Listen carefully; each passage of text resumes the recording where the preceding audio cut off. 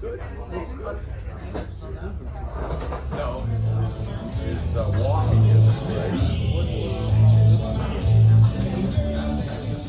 Hey everybody, welcome back to Dom DeMarco's Pizzeria and Wine Bar for the Jim Feist NFL Handicapping Show. My name is Tommy Canale. I'll be the host for the show, as always, every week, and we are here with Jim Feist, who is a legend in the sports betting industry, and our panel consists of all sharps and no squares, and our audience is the smartest from Yale to jail. You know, so we're covering it all, Feist. I mean, we are hitting all aspects today. Well, you got it all. Yes, you do. Yes, we do. We got Matt Youmans jumping in here for Doug Kezirian. He's going to be joining us soon. He's doing the show. So, Matt, thank you for joining us and stepping in for Doug to help us out. Thank you. Well, it's great to be here. I'm glad you guys are doing this every week. And when did you start this, Jim? 10 weeks. Middle October. That's what's Yeah. All the way through the Super Bowl, right? Yeah, and then we're gonna keep going into March Albert Madness and says baseball. we're going to Okay. keep going. So that's new. That's news we just released right now. Also back with us for like the third time. He began working in the sports book at the Barbary Coast and transitioned to sports betting. Jeff Whitelaw, welcome back to the show. Thank you very much. Great to be here. So we're going to get into all the games that are left, plus the college football NCAA championship. But Jim, let me just recap how you went last week. I know you had a turnover here and Baker Mayfield here, and I mean there were some things last week. Were you able to come out on top? Well, they bought me a gravesite in the cemetery, but they at least didn't throw me and put dirt on me. But it wasn't good. It wasn't good. I did not win money. I had a couple bad plays and a couple bad breaks. So when that happens, you're not going to win. Well, I hope you double this week. How about that? We'll make up for it. I won't be doubling my bets because I don't make bets like that. If I'm losing, I back up. Go the other way. Right. But I hope to pick a few winners. All right, let's start with the Saturday game with the Texans going into Kansas City. Kansas City, the number one seed, obviously had the bye. It opened at 8. It's at 8.5. Total 41.5. First off, let me ask you this: are you surprised it's the Texans? Yes. You are. Well, they didn't have a great season. They had a better season last year, and they didn't have as many injuries.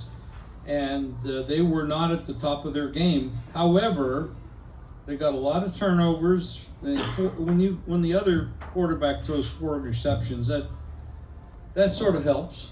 A lot. I don't think they're gonna get that kind of fortune. It's gonna be cold in Kansas City. They're an indoor team traveling there.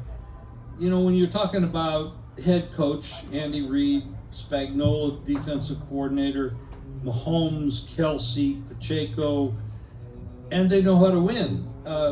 That's a tough grind, man. And you're coming. There's a stat. Not everybody follows this stuff, and I don't.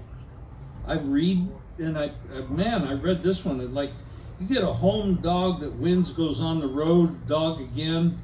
They're like 2-15 against the spread. Wow. I can't ignore that. Mm-hmm. And plus, I know it's a big number. I'm not real happy with laying anything over a touchdown in any sport, really.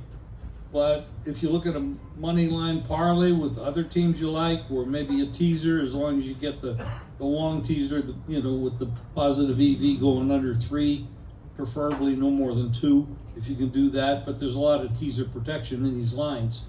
So no, I'm not looking for Houston to do very well in this game, honestly. Jeff, do you like the number 8.5 on either side? I played a teaser, Detroit minus 1.5 to Kansas City minus 0.5. Okay. I think both games will be double digits. I don't love laying the points, but I think a teaser is pretty strong here, and I look for both home teams on Saturday to win, 10 to 17 points. I'd like to follow up a little bit and ask a question to both of you guys on that. We have a third game this week that's big, and it's on Monday. And it's a big spread as well. Ohio State's it's kind of the same kind of number that you're dealing with Detroit and Kansas City. How about if you went in that direction with another teaser on them, on Ohio State? Now, if you win the first 2 legs, you got a tremendous option on the opposite side of that to hedge your bet and break even or make money. You're not going to do any worse than breaking even because you can always hedge on that teaser play. You could do the same thing with a money line parlay as well. What do you think about having the third team in the mix and then going the next day too? I've been thinking about that quite a bit actually, because to make it unanimous with Jeff, I played a teaser. Chiefs -2, Lions -2.5. Circa had 8.5 on the Detroit game. So I played that. And also I've got Notre Dame at 12-1 to win the college football playoff. And I think Ohio State's going to win the game, but I like it to be a tight game. So probably will play some sort of three-teamer, knocking Ohio State down to -2. And that way, I've got Notre Dame to win the playoff as well. So I'm not exactly sure how we're going to play it, but I think that's a good option, Jim. Matt, let me ask you this. Is this the week we start seeing the Kansas City Chiefs that I think all of us have been waiting to see all season long? People are saying they've been sleepwalking through the season. Is this the time we start seeing them step up? I think so. Actually, the long layoff might be a negative. It's 3.5 weeks, right, since the Chiefs starters really played. But this is the type of team that can flip a switch and play at an elite level. Hey, the Chiefs played a lot of close games. All 3 AFC West home games against the Broncos, the Raiders, and the Chargers went down to the wire. Chiefs win a lot of close games. I wouldn't be surprised if this is a close game too, which is why I teased it down. But I do think the Chiefs can kick it in. They're healthy now too. Don't forget about that. They had a lot of injured guys, including Isaiah Pacheco and Hollywood Brown, who were out, who are back. They're healthier on defense as well. So I do think you're going to see a better version of the Chiefs here in the playoffs. That said, I don't lay points in the NFL rarely. I lay more than 3, and I'm not going to do it here either. Well, Matt, let me just stick with you because you guys have all talked about a teaser in adding the Lions, which is the next game I'm going to go to. Mm-hmm. They've had a week off. How much is this rest going to help them getting healthier? The Lions started at 8.5 up to 9.5, total of 55.5. Are you? I know you've teased it, but how much do you like Detroit with another week sitting back resting? Yeah, I don't know. Sometimes rest can be a negative thing, but I will say this: in the NFL playoffs, favorites of 7 points or more have won 18 consecutive games straight up. That's a pretty strong trend. And that's what we're looking at here with the Chiefs and the Lions. I think that's why Jeff thinks it's such a strong teaser, and Jim does too, and I do as well. I don't see those 2 favorites losing. Like I said, I don't get into laying a bunch of big numbers in these games, but I think the Lions can be a pretty strong home favorite. And here's the thing: the Detroit defense, which a lot of people talked about with the injuries and the attrition late in the year, looked much better in Week 18 with Alex Anzalone, the linebacker, back on the field. And I think the Detroit defense looked like a big, much improved version in Week 18, and much improved than what we had seen the previous 5 or 6 weeks. Jeff, is Jaden Daniels good enough as this amazing rookie season he's had to turn this into a shootout? Look, he's incredible, but again, I don't like rookies in playoff games, especially in a hostile environment in Detroit. I mean, you know, Tampa doesn't have a very good defense, and you know, so that was a good spot for him. You know, with that said, I mean, they didn't really score a lot of points in that game, and Tampa does have a soft defense. Detroit, you know, with getting healthy, is now, you know, far from a soft defense. I mean, it was during the regular season, but again, they're getting healthier, and that week off I think will help them a lot. And I don't like Washington's defense. I think Detroit's going to be able to run on them, control the ball, and I think they're gonna fatigue the Washington defense a lot, and probably, you know, have 35 to 37 minutes of time of possession, tire the weak Redskin Commanders. I got to be politically correct, and again, like I said, you know, similar to what Matt said, you know, I don't like laying the points. You know, you get a scenario where you're you know, the Lions are up 14 in the fourth quarter, and they go into that prevent with 5 or 6 minutes left, and they let them march down the field, and all of a sudden they win by 7 when you were comfortably winning most of the way. That's why I used the teaser. I made the game like 9, so it's sort of right where I made it. I wouldn't really have a play, but I do like them in that spot. Jim, let me ask you this. Dan Campbell is who he is. He's not going to change. Love him or like him, he's not going to change who he is.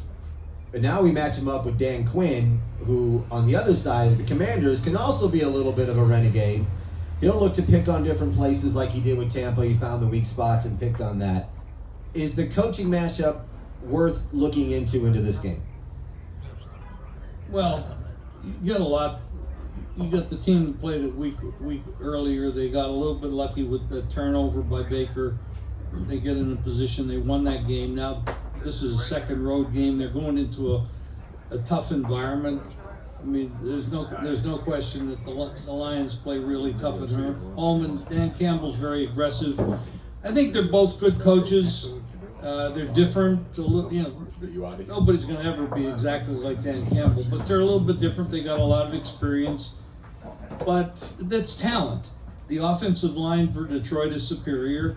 Their running game, and they're getting their top running back. Even though we thought he was gone for the season, and Dan Campbell realizes that he has deficiency on defense. And he knows that he has to win the game by controlling the ball with his offense.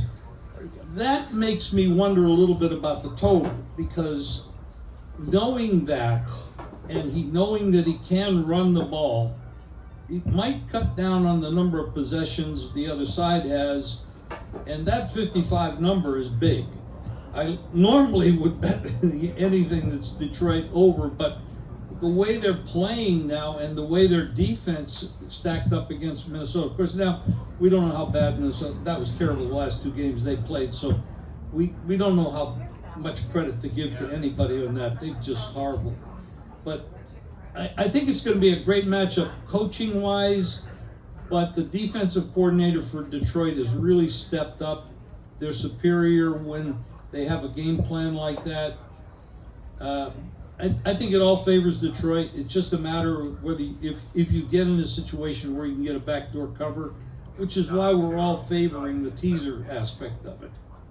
Before we go into Sunday games, or see if there's any questions for Saturday, let's welcome in a gambling guru and sport betting expert, Doug Kezirian. Welcome to the show, man. Welcome to the panel. Good, and thanks to Matt for holding down the fort for a little bit, running from one podcast to another. And thanks for having me. Good to be here, guys. Yeah, Doug, let me just throw something in. We've been talking about this Lions-Washington game. Do you like either side? There's been a lot of talk about people teasing this game. Do you like the sides? So ultimately, this comes down to often it comes down to gut checks, right? Because remember, since early 2000s, the math guys started to shape the market more than not. Much like the poker boom, that's what really happened. So when there's all these data points from the regular season, it really comes down to the eye test. It's sort of like the Moneyball concept, right? Yeah. The old school scout and then the math things, and obviously if you can intertwine both, that's ideal. So at some point you have to just have a nose for picking winners at the end of the day, and that's really what I think this game comes down to, because I think there was line value last weekend with both of those favorites, the Ravens and the Bills. Like, you're looking at the similar spreads here, and I didn't think the Broncos had any shot of going into Orchard Park and winning. And I certainly didn't think Pittsburgh had much of a shot, although the voodoo magic of Tomlin and the Ravens-Steelers rivalry, maybe. But there is a puncher's chance here with Washington, just given how bad Detroit's defense is. I'm not going to put a lot of stock in what the Lions defense did against the Vikings in that regular season finale. I think some of that was Jefferson's drop on second down, but just the Vikings playing poorly and Sam Darnold, things like that. Still, statistically, over the course of the entire season, Detroit's defense isn't very good. So I would not be absolutely shocked if they went in there and won the game, if Washington did. Now, I don't think Washington's defense is that great. I obviously think Detroit. But I do think kind of Detroit, just with Ben Johnson scheming the plays and everything, I think the magic runs out a little bit. My gut tells me Detroit. That's why I'm not betting Washington. But I'm not betting Detroit, though. Do you like the over? So, if this were a regular season game, probably, right? Okay. I said this about the Tampa Bay Washington game last week. I said if this was a regular season game, I'd be on the over 50. 34-24, it had that feel. But what happens is, in my eyes, is coaches tighten up a little bit, and especially in this matchup with both teams going for it on fourth down, it's really going to come down to 4th and 3 conversions near the red zone, if not in the red zone.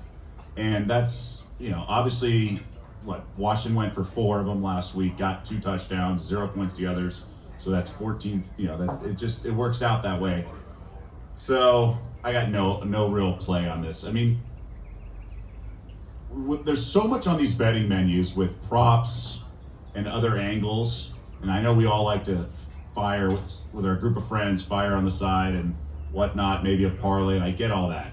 But there's just, the margins are so tough in this racket that sometimes you just can't force a play. Like, I really liked last weekend's card. I'm not crazy about this weekend's card. Got it. Jeff, let me ask you about the Sunday game, Rams and Eagles. I think the line's still at 6, totals up to 44. The Rams and the Lions combined for the 4 total losses for the Vikings. My question to you is the Rams defense underrated? They're playing a lot better right now. Yes, I think it is. I certainly love their coach, and again, you got a wild card with the Eagles coach. I mean, he's liable to do anything. I bet the Rams this week. I took some 7 when it first came out, and I took a little 6.5. And I think the game's sitting at 6 right now. Again, the card this weekend is not that appealing to me. As you get longer into the week, the season, you're now in the playoffs. These numbers are within a point and a half of what they should be. So you don't really have much of an edge. Again, I played the teaser because going through the key numbers, there's a mathematical edge to that, and I do favor the Rams. I could see, one of the things when you're betting an underdog, you have to be able to see them actually winning the game. What Matt had said before, the 18 straight over 7 point favorites winning straight, covering the spread. So you have to, if you're going to bet a dog, to say, well, geez, I think they're going to keep it close. Well, that's not really good enough. I mean, I think the Rams could beat the Eagles. They have dangerous receivers. They have a good running game. They have a good offensive and defensive line. So they can match up. They can match up a little bit with the Eagles. They have a better coach. Their quarterback is seasoned and been there before. So again, you're talking about. I believe they can. I believe they can win the game. So I took the points. I see it. I see it being a close game. I see that one being a close game.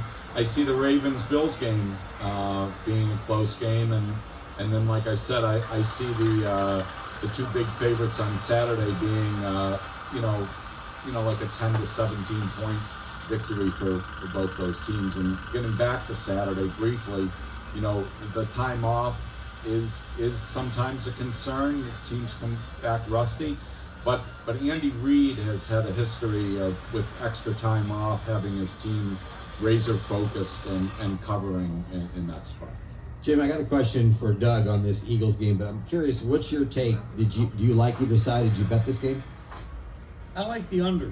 Like the under in this game? The Rams do have a little bit of an issue. They had to play in Glendale in a shorter week because they lost an extra day because of the fires. And so that's an issue. Less time to recover. Now, Hurts missed, I think, 3 weeks because of the concussion protocol. I'm not 100% sure that he's 100%. Okay. So, I mean, That's they have a legit. great running game. They have a great defense. Barkley has had an amazing year. The coach is a wild card, like Jeff said. Coaching-wise, I like the Rams. Quarterback-wise, I like the Rams. Kupp is not quite the Kupp he was a couple of years ago, but they run the ball well. They don't have that big burst, but they can grind. And, of course, Puka Nacua has been amazing. There's a good chance for them. Jeff said he took 7. I think if I saw a 7, which I don't see now, I probably would do that. I'd probably take it, and I'd take the under. Doug, in this game, Eagles linebacker Nakobe Dean suffered a torn patellar tendon versus the Packers. He's out. How much does this change this game or change the line for the Eagles?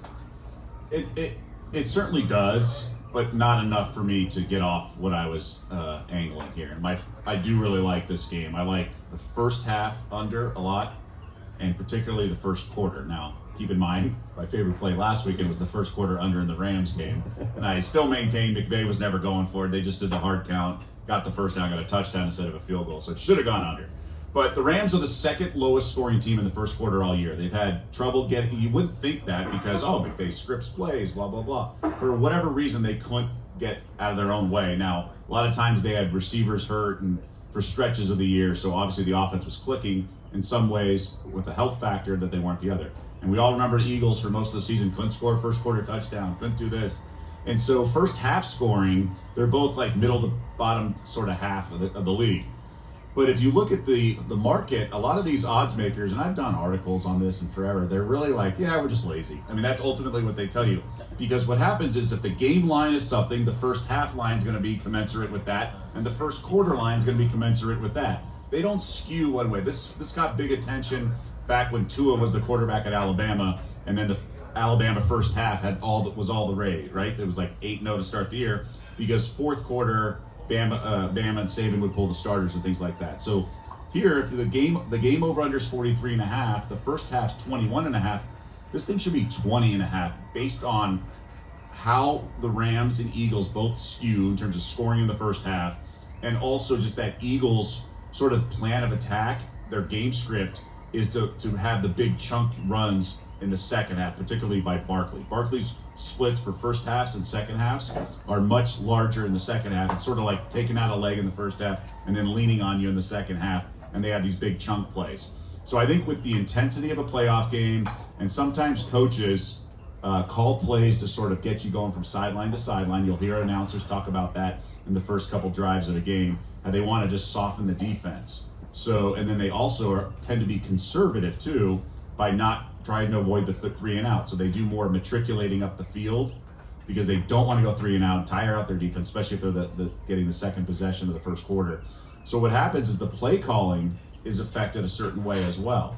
And teams that lean on the play action as well. This was great for Iowa back when they had Brian Ferentz calling plays as the OC, is he would use the first quarter to look very vanilla, a lot of stretch handoffs to set up the play action.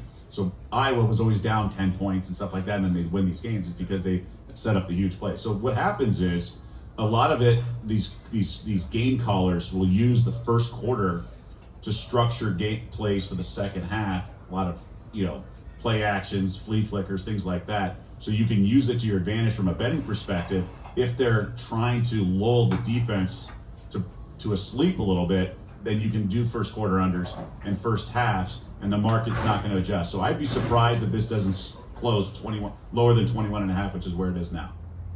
I'm going to ask you three guys here, Jim, and then Jeff and Doug, going into the Ravens-Bills. Forget about the lines, forget about the totals. Your opinion, straight up, who wins this game? Oh boy.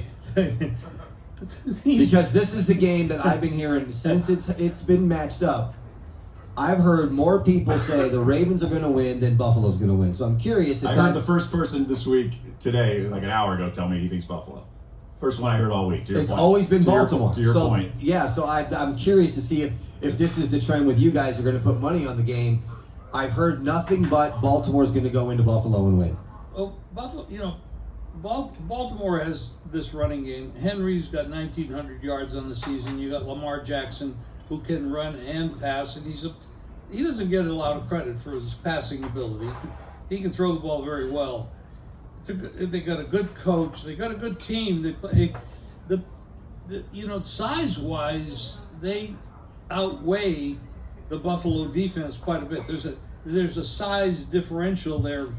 And Milano, who was the play caller for the defense for Buffalo, got hurt. He'd been out a while. And since he came back, he's grading out at 162 in that position. In the beginning, when he was playing healthy, he was up at the top 5. So there's a fall off in his production as well. So when you look at the Buffalo defense, and they also played this team earlier and got blown out, what's different now? I know it's going to be cold. Buffalo weather is always nasty. Well, a scheduling spot, I would say. Yes, exactly. It looks to me like Baltimore, but that's a tough split. I didn't do anything with this game except bet it over. As far as picking the winner, I have no idea. Jeff? All right. First off, I'm from Buffalo. I've been a huge Bills fan. Okay, we're taking that into consideration. My whole life, and a big Bills fan too. I didn't bet the game. I made the Bills a 1-point favorite, and I have no play on the game. I thought Buffalo would beat Denver pretty handily last week. I told all my friends in Buffalo, that basically to root for Pittsburgh to beat Baltimore. That we'll get a little tune-up against Denver this week, but this game scares me as a fan probably more than going to Kansas City if we get through this game. It's a dead pick'em game. I mean, again, it'll boil down to turnovers. Neither of these teams turn the ball over much. They're both consistent. Jim mentioned Milano. The Bills had 4 defensive starters out in the first game against Baltimore. That I actually had, prove I don't bet with my heart. I had one of my biggest bets of the year, Baltimore against Buffalo, week 4, when Baltimore beat them 35-10. It's a totally different game now. Again, Bills had 4 starters out, Milano being one of them. Von Miller was out, and a couple others. Bills have gotten better and healthier, and are doing better defensively. Buffalo's got a very good offensive line, and they've been running the ball with Cook exceptionally well. And again, it's going to be a lot of running, I think, a lot of play action, which leaves the guys open. I have no opinion. I if anything, I would play the game under. The weather is going to be in the teens. Shouldn't be any snow. Wind about 5 to 10. So I mean, it's a perfect Buffalo winter day. For football. Baltimore's used to playing in the cold also. So I mean, there's really no edge. Again, it could. Bills are strong at home. And I'm hoping that can help them as a fan. I would lean under, just because I think there'll be a lot of running in the game, and even if you look at it, the first game 35-10 went 45, that went under also, so I don't really have an opinion on the side though. Doug, I'm hearing both Jim and Jeff talk about the running game, and this game could be on the ground, but could this game be deciding the year between Josh Allen and Lamar Jackson? Yeah, and the snow, people, sometimes overlook this, is that typically that helps passing game. It all depends on the wind, right? And how blizzardry the snow is. But, the offensive guy knows the play call, and the quarterback knows the play call, and the defender's footing is not there. Usually that favors the offense. This goes back to sort of the eye test versus the math and things like that. I think there are certain situations where narrative plays a big role.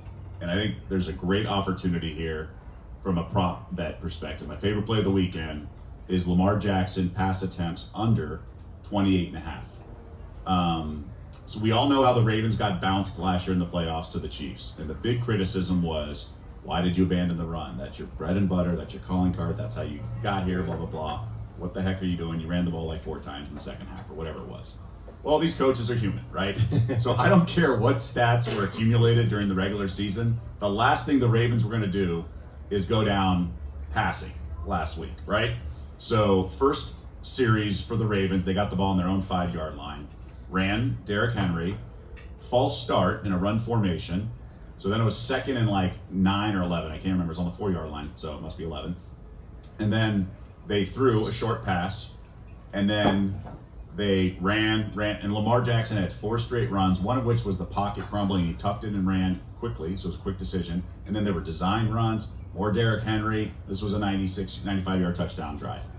And now that you add Henry to last year's, like, they're going to run the ball. They lead the league in rushing.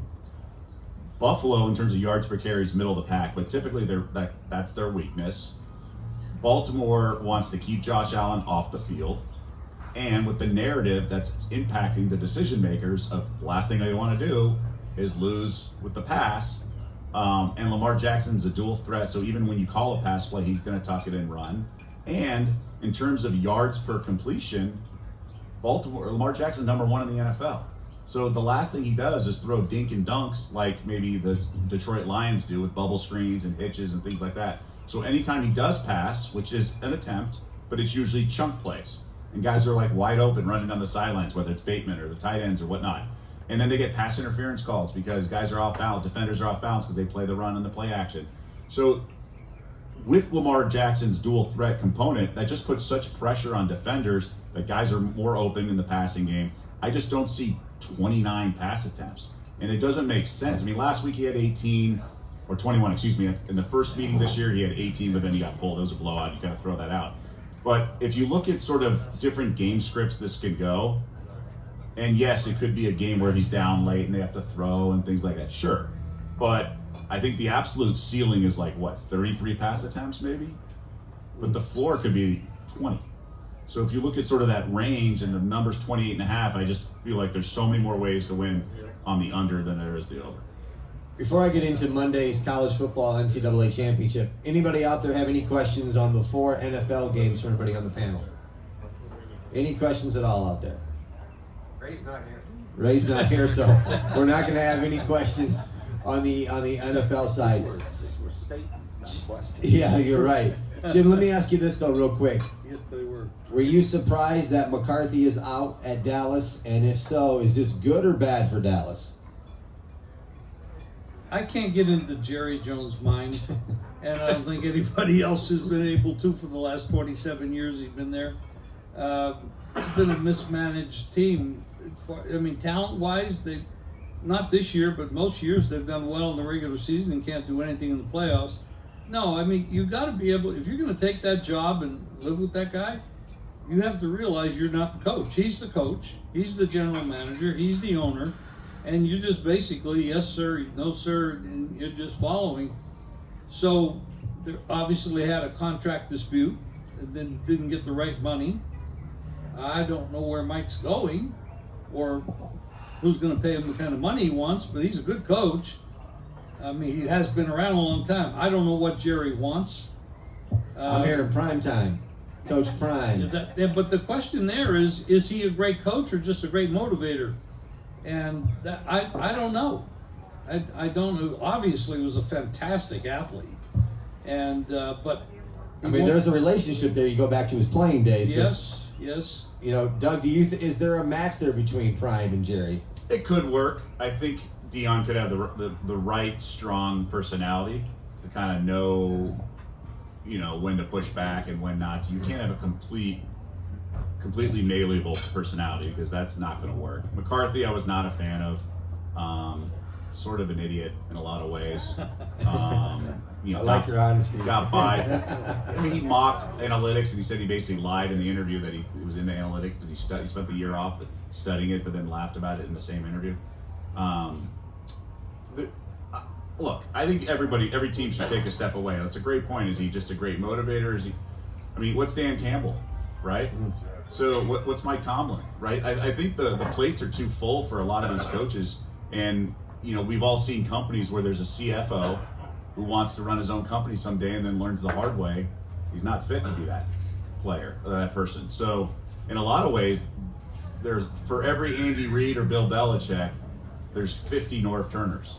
You know, there's guys who are not cut out to be head coaches. And given the intricacies of the decision-making process and how small the margin for error is with fourth downs, 2-point conversions, what it takes with personnel, I don't think that DCs and OCs should graduate to head coach. I actually think teams should be smarter about it and pay them a lot more where they're destination jobs, where Ben Campbell does not need to go be a head coach. Now, yes, ego's going to get in the way. You're always going to want to do your things. But if there's no salary cap on what you can pay coordinators and coaches, doesn't it make more sense to pay coordinators a lot more money than be Mark Davis and having to still pay 4 head coaches at the same time because you can't get it right? So I would just get the best OC, the best DC, get them all living in harmony. And I mean, that's what Mark Cuban did with the Dallas Mavericks, right? So they had a cap on players. So he went and had like 9 assistant coaches, overpaid a bunch of them, and had the best ones. So the scouting department during the season, because what they do in the NBA, because games are so close to each other in the schedule, they divvy up opponents. So they have a lead assistant, and then they have who's ever scouting the opponent for that night will sit on the front row of the bench, and then like the 4 coaches behind or guys that are their turn's not yet. So they just pay these guys a bunch of money because there's no salary cap on that. So they should be paying these coordinators, like if I'm the Raiders or whoever, I would be paying the best head coach a bunch of money who's just a motivator, who just knows how to push the right buttons and keep sort of a CEO mindset with the locker room. Let the OC and DC call the play and do all that stuff. You influence personnel and you know how to manage and run an organization. And then hopefully you have a sidekick or a math guy who can help you with 4th downs and 2-point conversions and all that. Just pay whatever it takes to get the best of every position that doesn't have a salary cap. So I'm okay with Dion because he is sort of sets the bar a certain way. He's obviously coaches young kids in the college program a certain way and sets the bar really high in terms of how things are done. I think that's what you want. Like, I'm not sure if I'm running a team that I want a head coach who also is controlling offense and defense, because I see way too many mistakes. Whether it be, I mean, I was appalled on how Washington handled the end of the first half on offense the other day. They completely botched it, almost cost themselves a win. They were in complete high leverage situation with how the outcome of the game, and they totally botched it and then got away with it. So these coaches haven't figured it out either. They're kind of just brain dead in a lot of ways, or their ego gets in the way. So there's a lot of room for improvement. In terms of Jerry Jones, these guys make a lot of money because of good fortune when the franchise was a certain way. But I would much rather take an owner who's made money more in a modern business, such as what's going on with the Commanders. You get some private equity dudes who are really smart, and then they know how to hire the right people, and look what's happening with the organization in a short amount of time. That's more indicative and more predictive of what intelligence is and how that's going to translate to success in the near future. Now, perfect, because if you look at Detroit, they have a great offensive coordinator, and they have a very capable defensive coordinator. You have the same thing, well, a little bit different with Kansas City because Andy Reid's been the head coach and offensive guy, and he's been with multiple teams, multiple quarterbacks, and done well. He did extremely well in Philadelphia as well, and they have maybe the best defensive coordinator in the business in Spagnuolo, Right? Who had stepped up to try to be head coach, didn't work, and he's back. You're 100% right. The offensive and defensive coordinator is a key position. They talk about the head coach all the time. That isn't always the key to winning. Just pay the guys more. Yes. Just pay them more. Yeah. They won't have to leave. I mean, look, eventually at some point they might want to go, Spags might want to get a second chance. But what's wrong with winning? Like, what's wrong with winning?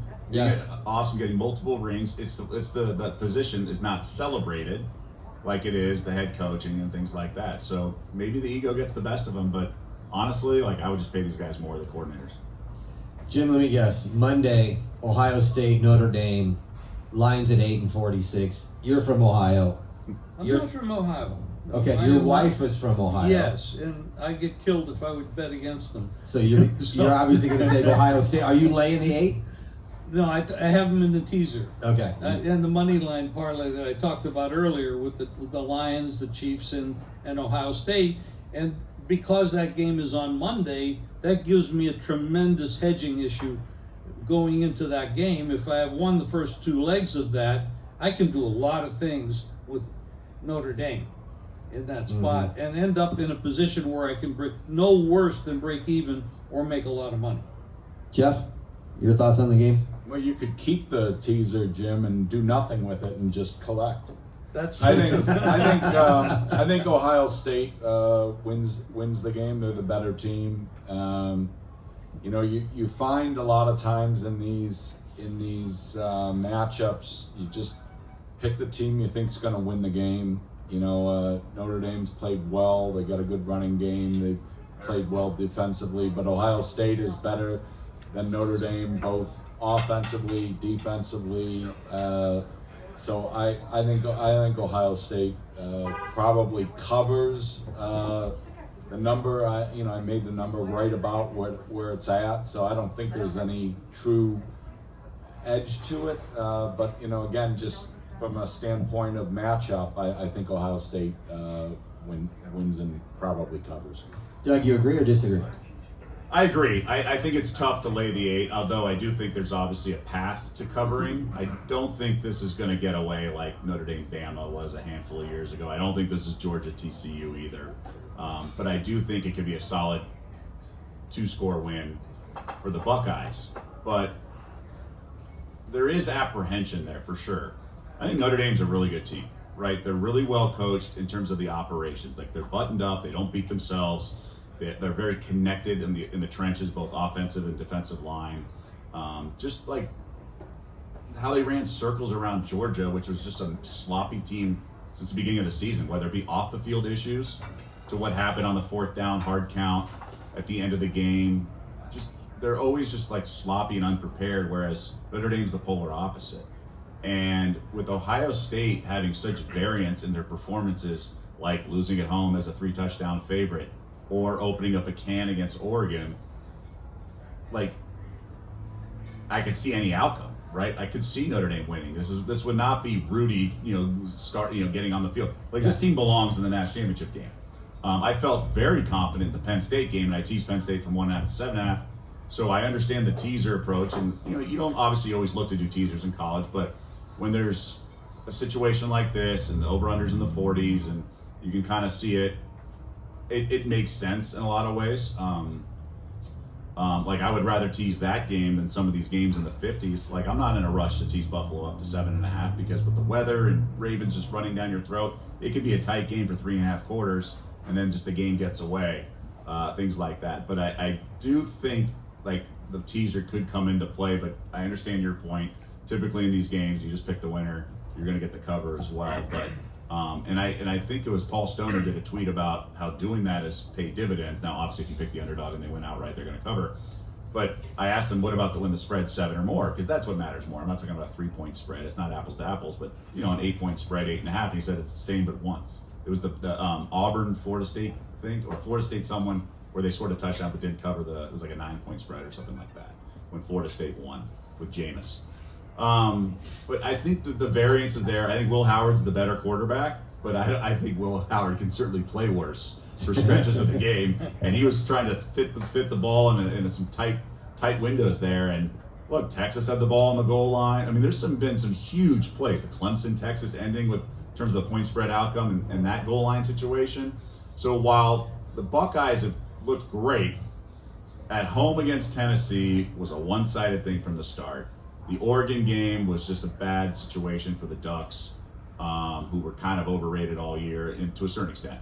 But this one, like, I'm not in a rush to lay the 8. I think teaser would be the only way I would play it, probably with Kansas City. But I'd also like gut check, and I would compare money line parlays and see if I really want to sweat out the 2 points and see if they want to get back and burn me.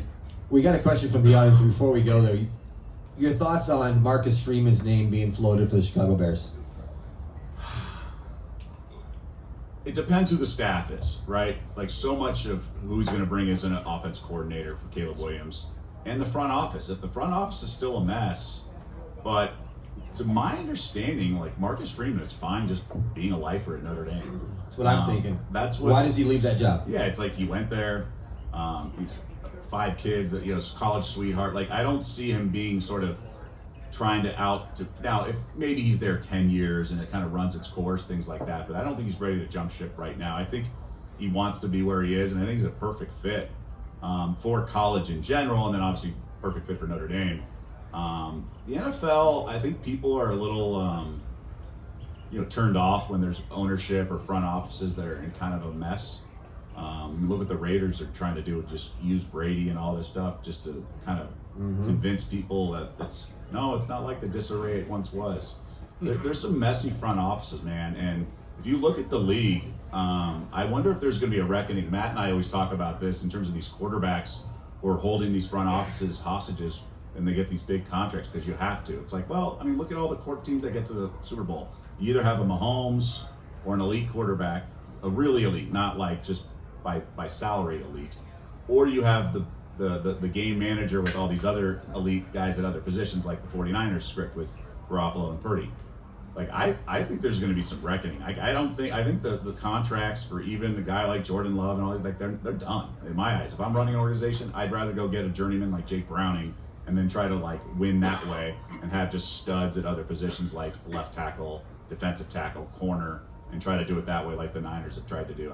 So my point is these front offices are not capable or intelligent enough to figure it out. I think you need the right guys drafting to have, look what the Rams have done the right way with the draft and everything like that, and the right coaches. I would overpay for coaches, I would overpay for the management, and have the right infrastructure. So if someone's going to want to leave college to go to the pro, they're going to have to want to like really make a big jump like Dion. But I don't think it's going to be like Freeman leaving a good situation where he's in the national championship game. In the NFL, a lot of people were saying, what job that's open, head coaching job, is the best one to take? And a lot of people said it was New England Patriots, I think it's one of the worst. Well, because of the I know, quarterback that's there. So Vrabel takes that. Now Vrabel's an old school quarterback, or player, excuse me. Now, for him to be successful there, he's not going to be able to go in there and play like he did 20 years ago and think like he did 20 years. So to go into your point, they need a good offensive coordinator to develop that kid, because he's a big, strong kid that seems to have a lot of talent. If you develop him, and there's a lot of people that get drafted high out of college that come into the wrong situations, maybe like Caleb Williams in Chicago, and never get developed because they don't have the coaching to get there. So he goes there now, and granted, they have good ownership, they won a lot of Super Bowls, they have a structure, and they got this quarterback that they really like. So they're not going to go after a quarterback in the draft because they think they already have one. But without an offensive coordinator, Vrabel is not going to develop him with that old school thinking. What would you do there? So I like Vrabel as a coach, but to your point, I think it has to be the right fit. He's more of a CEO type who understands defense and things like that. But he's a mindset and mentality guy, and it's a trickle down to the organization. So organizations that need a complete makeover, he would be a great fit. I think he'd be a good fit for the Raiders if he had chosen there. Some of these other franchises that have the pieces in place, but just where, the season got away from them, like the Bengals. Not that they fired Zach Taylor, but I would have. I don't think he has any idea what he's doing in terms of game management. I think he's an OC, and that's as high as he'll go. But he has to learn the hard way. The Bengals are going to have to learn the hard way. They're going to waste a couple more years. We'll see if it's another kind of McDermott situation. McDermott completely botched things, whether it be the 13 seconds in the kickoff. Like, you cannot make these mistakes when fifth graders playing Madden football and understand this stuff. And, people can say, oh, who would have thought? Like, dude, you can't do that. So if these guys are making fundamentally, like, ridiculous decisions, whether it be the Falcons who can't figure out timeouts or the 2-minute drill. So I would just get the guys who do and clean house and run it. But the problem is these owners made their money because of oil or something archaic, and they're not someone who's really where it's creams rise to the top and they're this elite intellectual, but they don't want to admit that, so they pretend they are because they're surrounded by yes men like you guys were mentioning. So that's why it's a mess, and that's why the Cowboys haven't won in decades. So I'm going to guess that you're not in favor of Haslam paying $250 million to Deshaun Watson. Probably not a good bet. Chris, you had a question. Given the eyeball test going to the college football game, the eyeball test, most people agree that Ohio State has the edge. Is there any path to victory for Notre Dame at all? Sure. Oh, Absolutely. absolutely. Yeah, Notre Dame again has a lot of the things you need to win a game. They have a very good defense. They have a good offensive and defensive line. They have a good running game. They have a decent quarterback, and they have a good coaching staff. So yeah, I mean, again, these games, they boil down a lot of times to, if you look at who has the most turnovers in the game, the team that ends up having the least turnovers typically wins the game. I forgot the exact percentage, but it's in the mid 80s. So again, you throw a couple of turnovers in the game. I mean, you look at the Ohio State game. I mean, Texas had the ball first and goal at the 1. I mean, if they bring Arch Manning in to run the ball 4 times, they get in, they tie the game, and anybody could have won that game. Instead, they scoop and score after a horrific call by Sarkisian, and Ohio State wins by 14. Well, they shouldn't maybe even have won the game. Notre Dame probably wouldn't make that same mistake. Love is a great running back, and again, Ohio State is the better team, but yeah, I could definitely see, I could see Notre Dame beating Ohio State. I can't see Kansas City or Detroit losing, on Saturday. Big difference. Which is why I will be hedging on Monday if I get that far. This is not Ohio State Miami from 2001 or whatever it was. This is not these one-sided where do they have any shot. This should be a competitive game. Notre Dame's game script, obviously they were the better team in a lot of those regular season games, but in a lot of these other games, it's sort of the not which team makes the most big plays, it's which team screws up the least. And that's sort of the Irish's MO in these big games. I mean, look how they got here, right? Penn State had the ball, and they got him to throw across his body a third read and Leighton over the middle. That's how they're here. That's why they're here, right? End of the first half, Georgia screwed up, they didn't. So Notre Dame's going to play conservatively, but might go for it on fourth down. I thought Freeman rolled the dice unnecessarily against Georgia up 10, going for it around positive 40-yard line. I think it was end of third. But either way, they're going to play field position, rely on what their strengths are, do what they can. Hope Chip Kelly botches things. Hope Will Howard throws an interception. Then they're going to have a short field. But it's not that crazy of an underdog. It's not TCU Georgia. Want to make sure you guys stick around, hold your tickets. We're going to be giving away 3 bottles of wine, a Riesling, a Cab, and a Chardonnay. All compliments of J-Lore Wineries. Give a round of applause for Jake for J-Lore for giving away 3 bottles of wine every single week. So thanks, Jake, for that. And for the guys on the panel, Doug Kezirian, Jeff Whitelaw, round of applause for these 2 guys. We give pros every week. And last but not least, the legend himself, Jim Feist. Jim, we had a hell of a show. Next week, I'm going to surprise you. We don't have 2 guests. We're going 3 next week. Really? Oh, yeah. We're going to bring in Kenny White, All right. Vinny Meguglio, and Mike Scallion. 3 of them are going to be with us. I know those guys. You know those guys? Yeah, I know those guys. One of them's here. Mike is here today. So, what's your thoughts on today's show and your thoughts for the weekend before we close it out? Well, I'm excited. First of all, we only have 7 pro games left and 1 college game left. So, I'm going to try to enjoy it because I love pro football. And, not every week you're going to have a good week. I did not last week. I'll keep repeating that. I hope this week is better. It's been a good season, and it's been a lot of fun. We've learned a lot. And the one thing about doing this show, I think it's 10 or 11 weeks we've been doing this, the people that have been on this panel, these 2 gentlemen included, of course, I've learned a lot just sitting here and listening. Mm-hmm. And because we have to learn every day or we don't improve. And believe me, the knowledge that's been given out on this show, and I hope the people all have enjoyed this, the ones that are out not here and the ones that have come every week, it's been remarkable that we're giving away such great insight on not only sides and totals, but the insight to how to manage and win some money, because there's a lot of ways to lose money and there's not a lot of ways to win money because you got to be really sharp, and these guys are sharp and they do win.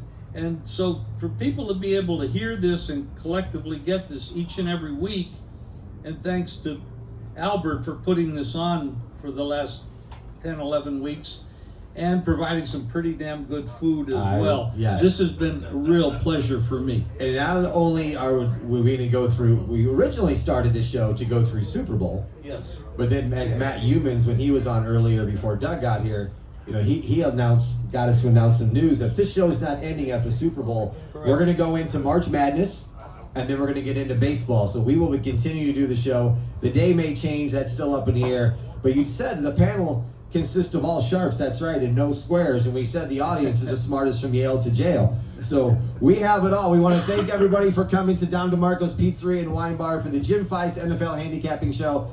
My name is Tommy Canale. We will see you next week, and good luck on your bets, everybody.